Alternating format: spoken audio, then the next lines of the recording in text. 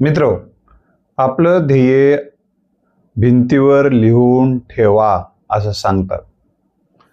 केवळ भिंतीवर ध्येय लिहून ठेवल्यानंतर ध्येय प्राप्त होत नाही. ते तुम्ही लिहून ठेवलेलं, काय लिहून ठेवले तुम्ही रोज वाचलं पाहिजे. त्याचबरोबर ते ध्येय प्राप्त व्हायला लागलेलं आहे हे तुम्ही पाहिलं पाहिजे. त्याचबरोबर ध्येय प्राप्त झालेलं आहे असं तुम्ही त्यावर विश्वास ठेवला पाहिजे.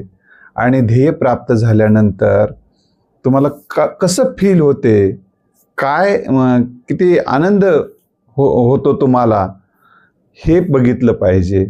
त्याचबरोबर तुमच्या या ध्येय प्राप्तीमुळे तुमच्या जीवनात आणि इतरांच्या जीवनामध्ये काय बदल व्हायला लागलेला आहे किंवा बदल झालेला आहे हे पण पाहिलं पाहिजे. आणि हे सगळं पाहण्यात, ऐकण्यात, यावर तुमची पाहताना, ऐकताना त्यावर तुमचा विश्वास असणं आणि ते पण दृढ विश्वास असणं अतिशय गरजेची गोष्ट आहे.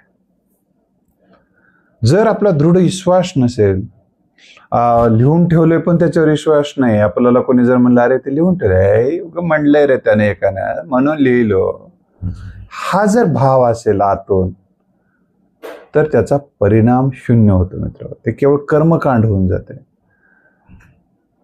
तर त्यासाठी तुम्हाला कोणतीही गोष्ट राईट थिंकिंग करणं आणि त्या थिंकिंगला एक दिशा असणं, त्यातला श्रद्धा असणं अतिशय गरजेची गोष्ट आहे.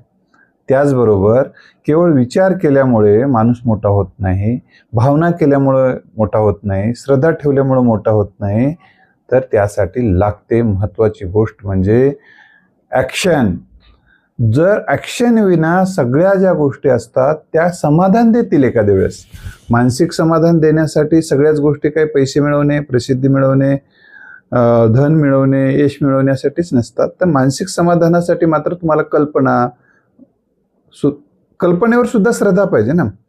तर ह्या सगळ्या गोष्टी, म्हणून तुम्हाला जर ध्येय लिहून ठेवायचं असेल तर एक गोष्ट करा, तुम्ही लिहून ठेवल्यानंतर ते रोज डोळ्यासमोर वारंवार आलं पाहिजे. याचा फायदा काय होतो, तर ते तुम्हाला मनाची जशी घडण होते तसं तुमच्या ध्येयाची आठवण करून देते, जाणीव करून देते. आणि जाणीव झाल्याबरोबर माणूस दुसऱ्या एखाद्या गोष्टीमध्ये गुंग झाला तर तो म्हणतो अरे ते आपलं ध्येय नाही, ते आपलं ध्येय नाही, हे आपलं ध्येय आहे.